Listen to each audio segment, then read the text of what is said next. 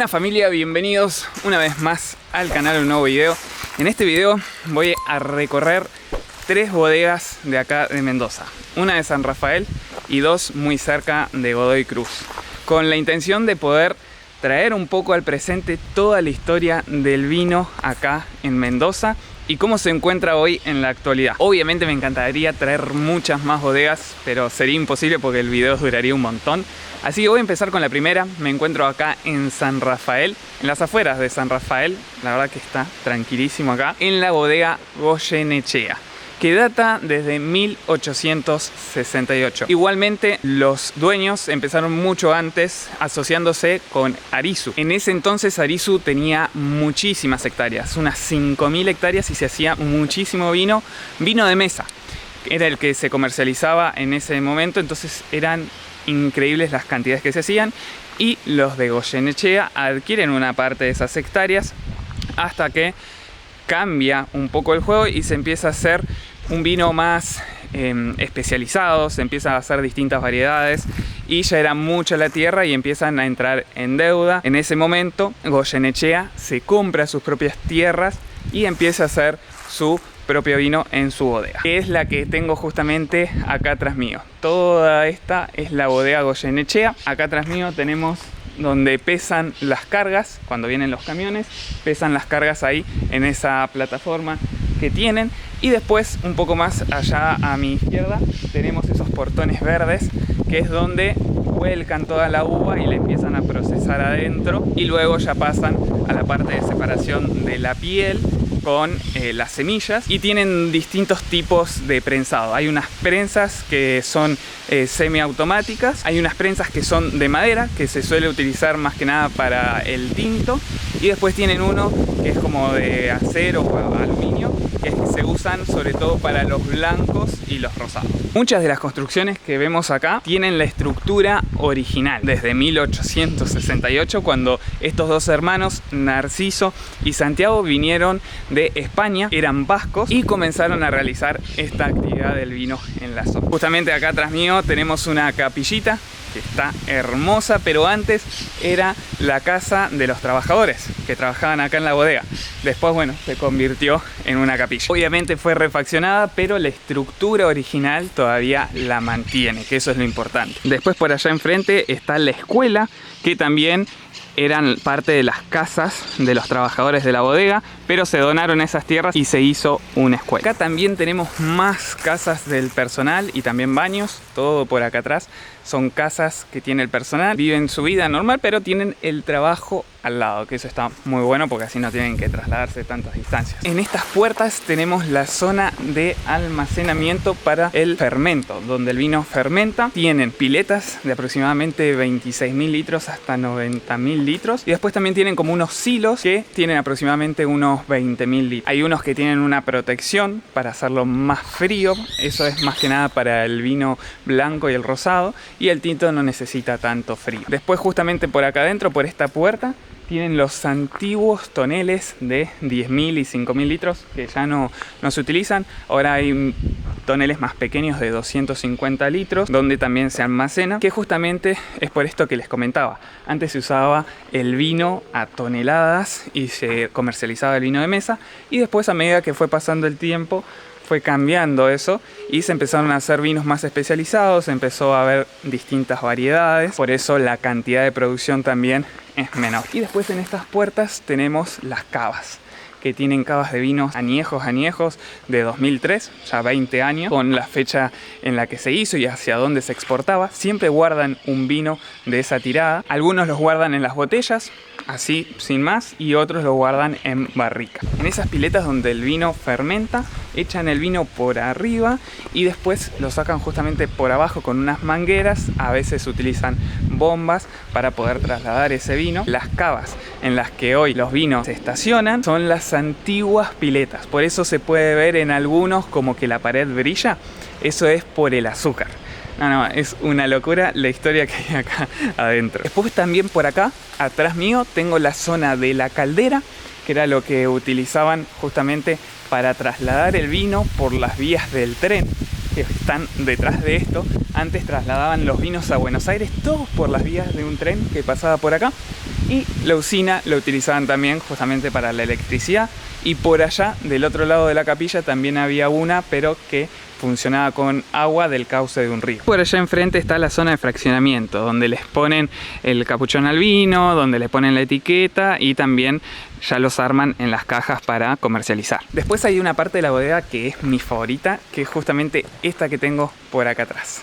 Acá es donde estaban las plataformas que iban hacia las vías del tren, donde descargaban el vino, que lo llevaban directamente ya a Buenos Aires. Y se puede ver cómo la construcción quedó intacta, o sea, es antigua de aquella época y la naturaleza ya se la está comiendo a la construcción.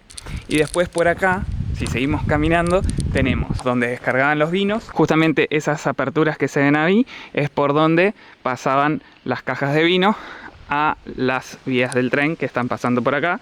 Entonces el tren venía, pasaba y acá descargaban la mercadería. No, una locura, un viaje en el tiempo total.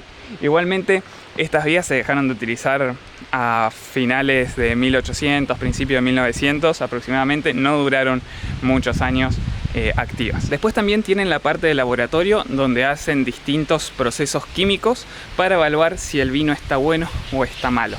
Justamente tuvimos la suerte de que nos están mostrando cómo hacen para separar unos ácidos que tiene el vino, y en el caso de que sea un alto grado de porcentaje de esos ácidos, el vino está malo, o el vino está bueno si tiene bajos porcentajes de esos ácidos. Y esta es un poco la historia de Goyenechea.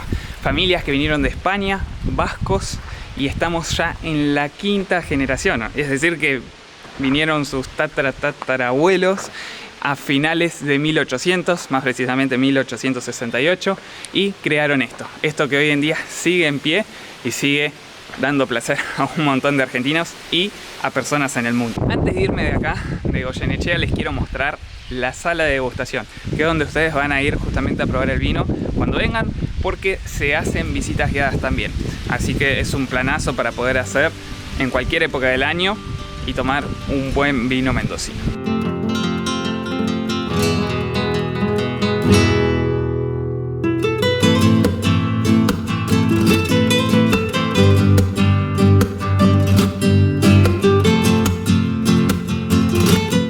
Seguimos camino, nos vamos de Goyenechea, que dato, los dueños siguen viviendo acá. Tienen una casita hermosa y un jardín con pileta tremendo, por lo menos una parte de los dueños. Y ahora me estoy yendo rumbo a Godoy Cruz para visitar y mostrarles Luigi Bosca.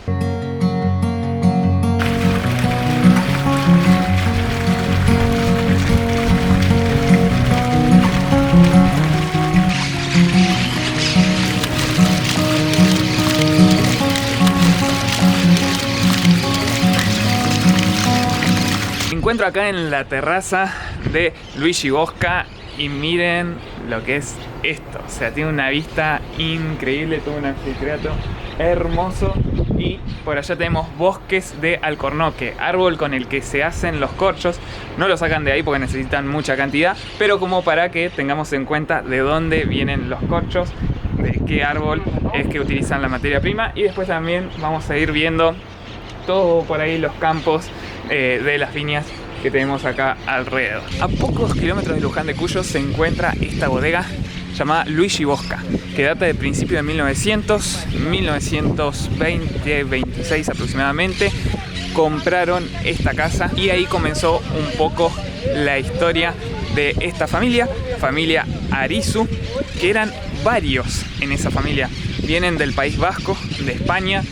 Eran muchas familias con el mismo apellido que vinieron a esta zona. Algunas comenzaron la actividad del vino previo a 1900, como por ejemplo la familia que trabajaba con Goyenechea. En este caso esta familia vino un poco después, le pusieron Bosca en un principio, que era el amigo enólogo de Leoncino Arizu, que fue el primero en venir acá. Hoy en día ya estamos en la cuarta generación. Ahora está Alberto padre y Alberto hijo. Actualmente tenemos unas 150 hectáreas para lo que son los vinos y unas 100 también para olivos, que ahora ya en unos minutos vamos a estar visitando. Luigi le pusieron por un tema de marketing para que no quedaran tan brusco solo Bosca, por eso le agregaron el Luigi y quedó Luigi Bosca. Y es lo que hoy en día es un paraíso. Justamente estamos en el paraíso, así se llama el lugar, que de acá sale toda la materia prima y luego la bodega casi en pleno centro, pero las experiencias y las visitas se hacen acá, en la finca que está en el paraíso. Igualmente tienen 8 fincas más en distintos lugares de Mendoza, de donde sacan las distintas variedades de vinos. Algo que está bueno destacar, que hasta ahora todas las familias que vinieron a hacer sus proyectos, sus bodegas a principios de 1900, a finales de 1800, venían todos del lado de Europa, más precisamente del País Vasco, de España. Esas son algunas coincidencias que voy viendo así a la pasada, y muchos de los apellidos se relacionan entre sí en las historias. Al ser familias muy numerosas, algunas se relacionan con unas y otras con otras, pero todas van un poco de la mano y están en las cercanías, acá en Mendoza.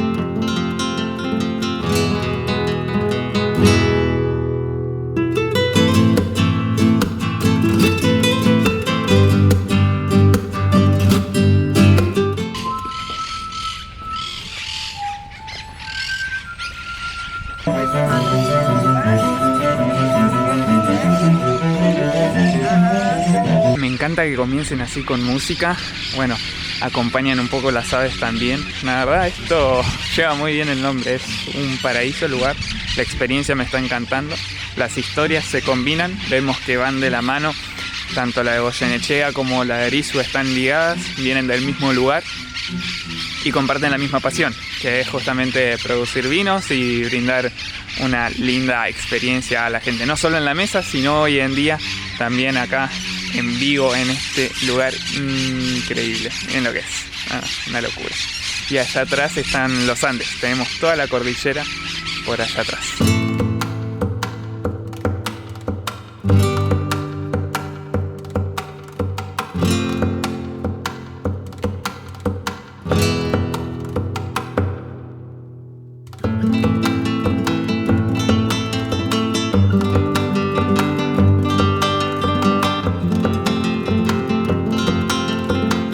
Estoy en pleno recorrido acá por los olivos y también por los viñedos. Me dieron estos auriculares y una tablet. Todo el circuito está guiado y te van hablando por acá, por los oídos. El que estaba hablando primero es Alberto Padre y me contaba que en 1934 todo esto que estamos viendo, todo acá atrás mío, estaba tapado por 1 metro de agua porque se había roto una parte de un dique del río de Mendoza. Y lo que hizo su abuelo, cuando todos decidieron parar, su abuelo cosechaba debajo del agua. Es una familia que se superó muchísimo a sí misma y hoy en día es lo que es gracias a eso. Tenemos olivos de 80 años, el más joven, y después también tenemos viñedos que tienen más o menos entre 15 a 20 años y llegan algunos a tener 70 años también.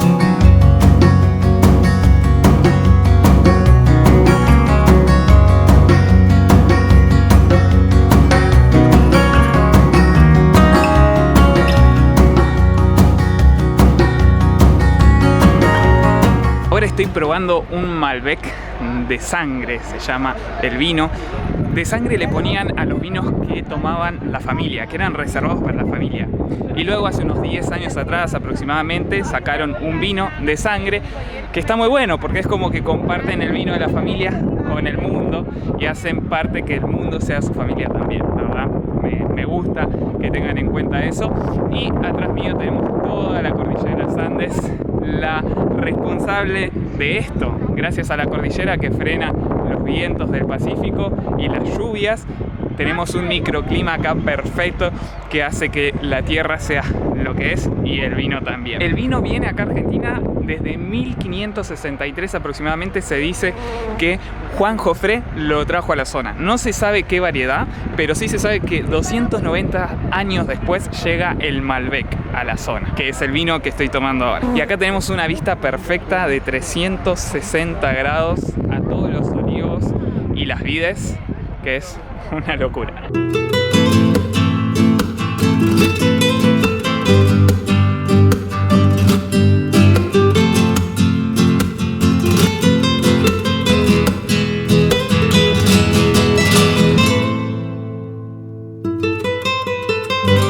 estábamos degustando recién es el aceite de oliva que tienen acá en Luigi Bosca.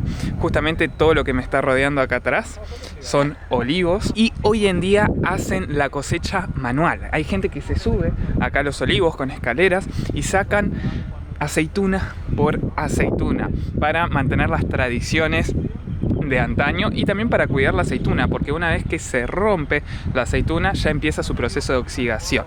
Entonces, para tratar de cuidar la materia prima lo hacen de esta forma, después pasa por una prensa fría y después una caliente para aprovechar todo el líquido. Yo lo degusté con una focaccia que estaba tremenda y después el paladar se limpia con una manzana. La acidez de la manzana verde te limpia el paladar, las papilas gustativas, para poder seguir degustando los vinos. Acá podemos ver gente que se caen. Miren las aceitunas. Estas son negras, se caen en el suelo y hay un montón. Y en el árbol todavía hay. Miren, acá arriba tenemos un montón de aceitunas. Estoy volviendo a la casa donde empecé acá en Luigi Bosca. Y una diferencia importante que encontré en lo que es la evolución de los vinos en esta zona y también que comparten otras zonas de Mendoza y también de la Argentina, la historia del vino, es que a finales de 1900 se caracterizaba por ser vinos con un sabor a madera, que se notaba la madera en los vinos. Hoy en día eso se dejó totalmente de lado y se está enfocando un poco más en las varietales, ¿bien? En los sabores de la tierra, en los sabores de las frutas y no tanto en la madera. La madera pasa a ser algo secundario, algo que se siente más al final. Al principio lo que uno siente cuando toma el vino son las varietales. Eso es una diferencia que encontré en la evolución de la historia del vino. Al igual que antes se hacía en cantidad y ahora es mucha menos la cantidad. Antes por persona se calculaban unos 95, 90 litros, hoy 15. Entonces se especializó mucho más el vino, se puso el lápiz bien fino y se están haciendo los vinos que se hacen hoy en día. Algo que me comentaba acá Gonzalo es que con la segunda llegada de Colón acá a Sudamérica es que se trae el tema del vino a Sudamérica y llega un momento en que acá en Mendoza se dan cuenta de que se produce mejor vino que en España, porque acá exportaban el vino hacia Europa, hacia España, y se dan cuenta ya que era de mejor calidad que el que hacían allá. Entonces por un tiempo prohíben la producción de acá de vinos y hoy en día obviamente se produce y se exporta al extranjero, pero hubo un periodo de tiempo que estaba prohibido porque ellos solo querían el de ellos. Increíble la historia, cómo fue evolucionando todo lo que es el vino acá en la zona y ya podemos ir encontrando diferencias bastante importantes desde el nacimiento del vino en Mendoza al hoy. Algo que me gusta y que me doy cuenta tanto en Goyenechea como acá es la pasión que hay en esto de producir vino, de producir olivos. Se nota el amor de la familia, la unión y las ganas de compartir, ¿no? Volví a la terraza, mi lugar favorito acá en la casa, para mostrarles toda esta vista que tenemos acá. Justo detrás del anfiteatro pasaba el tren también. Eso es algo que comparte tanto Goyenechea como acá Luigi Bosca, porque justamente utilizaban el tren para transportar de acá a Buenos Aires y Buenos Aires acá. Traían nuevas especies de uvas y utilizaban el tren para traerlas primero desde Europa hacia acá vía barco y después de Buenos Aires hacia acá vía tren. Así que eso es algo que tienen en común ambas bodegas y seguramente también muchas más porque era muy usual en esa época. Y acá con la casa de la familia Arisu detrás, me parece que es el lugar perfecto para despedir un poco este video. Desde ya, mil gracias por estar ahí detrás. Espero que les haya gustado un montón, no solo los viñedos, las vistas, sino también la historia, poder entender cómo era antes, cómo llegó el vino a nuestro país y cómo es hoy, cómo cambiaron los gustos, la manera de producir y de consumir. Así que, si les gustó, ya saben, manito arriba, compártanlo con sus amigos para que también conozcan un poco de la historia del vino en Argentina. Y si todavía no forman parte de esta familia en el canal, los invito a suscribirse acá abajo en el botoncito negro. Gracias por estar ahí detrás siempre apoyando y nos vemos en el próximo. Chau, chau, gente.